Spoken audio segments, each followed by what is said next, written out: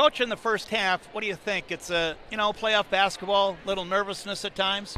Yeah, for sure. I mean, we were definitely a little bit nervous and kind of, passing wasn't as good. And, we really talked about with Foley you can't turn the ball over because they're very quick going up the court.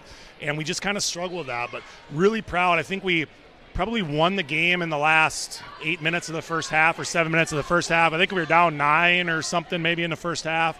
And really just trusting our defense to be able to come back. And we kind of shook the nerves out, and then it got better as the game went on.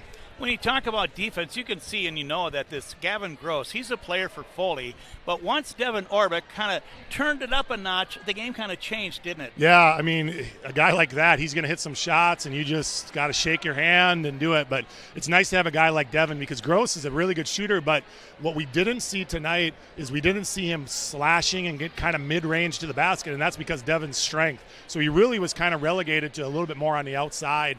And Devin did a nice job, and Isaac Rosenberger did a nice job on him too. So to have two guys kind of back and forth on him was good. So how about Devin Orbeck guarding Gross, their point guard, and then switching off to DeVell, their center? I mean, how many other high school players can guard a point guard and a center in the same game? Well, I guess I'm sure you'll agree. It starts with effort, doesn't it? Yeah, it's effort. It's little things. It's scouting report. It's all of that, because if you relax for a second on those types of players, they just find a way to hurt you in different ways. Gross would do it on a change of speed or coming off a screen or a back door. DeVell will get you where he'll just pin you. So you just have to be really smart. We just have a tremendous amount of trust in him.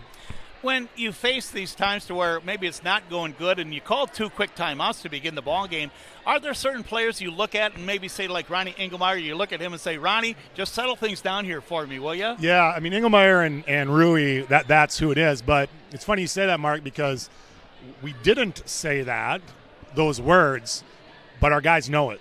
I mean, they know it, and those two guys know it. So if either of them were being too passive or something, we would say that. But sometimes you just got to recenter yourself and recenter your emotions. And that was, I think, what the timeouts did. And these guys are veterans. I mean, those guys have played a lot of basketball. And so you kind of trust your training and trust your experience with that. And I trust those guys as much as anybody. Well, I know you're always looking forward. You've already played down at St. John's. You made a comment to me one time that you like to play that one game at St. John's just to get used to that facility, right? For sure. That's why we scheduled the game there for maybe the last 10 years. So now if we are fortunate enough to get to round 2, that's not the first time we're on the floor. With the three-point line that we've talked about before, that's kind of funky there, and the background and everything. So it certainly helps. Well, so Mora won tonight. They just got done beating Holdingford 68-39. Mora, the number 2 seed, what kind of promise did they present? A lot. Yeah, they're a very good team. Obviously a 2 seed for a reason. And I mean, if you didn't know anything about them and you just looked at their scores and saw that they played Albany to 1 point, is all that you need to know about them. But very well coached, very disciplined.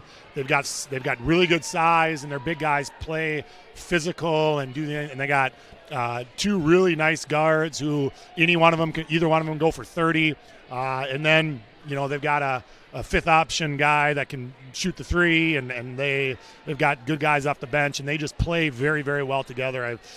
We haven't played them in many years. We used to be in their conference, but we've watched from afar and just been very impressed with their coaching staff and their discipline and their players. So, but this is the deal with Section 6, and that's the way it's always been. Second round is a bloodbath, and not every section has that. Most sections have their top 4, which are really, really strong. Here, our top 8 are, and so Saturday at St. John's, Section 6 on that Saturday is fun basketball. So when you think about the Mora defense then too, what do they play, and what has to happen for Melrose then offensively? Yeah, they typically are a half-court man team, use their strength, use their athleticism. They're very well coached, they're very disciplined. So number 1 for us is always about ball security, taking care of the basketball, getting good shots, and they're the type of team that you're not going to get good shots, first action, first side of the floor. You really got to be disciplined and get second, third side of the floor to be able to do that. And so they're very strong defensively. They're good at the rim. And so we're going to have to be able to, take care of the ball. It sounds cliche. You got to take care of the ball and you got to make outside shots, right? And so that's going to be the game plan. But we've been running pretty good offense. We've been playing pretty solid offense for the last 2 weeks. Well, it comes down to then, too, that every guy individually, they have to be at their best because you can pinpoint different games throughout the course of the season and think, that player, that game. And, okay, all you guys together, this is what you have to do now on Saturday. Right, and I think that gives us confidence, right? Our past gives us confidence that we guys can do it. They've done it individually. We've done it as a team. And what's kind of fun here coming into Saturday is, boy, we've got – I mean, it's true. It's kind of cliche. So we've got no pressure on us, right? Mora is one of the top 10 teams in the state, right? And they have a state tournament type team, and they've got seniors and everything. So we're just going to go in there definitely as the underdog and give them everything we got.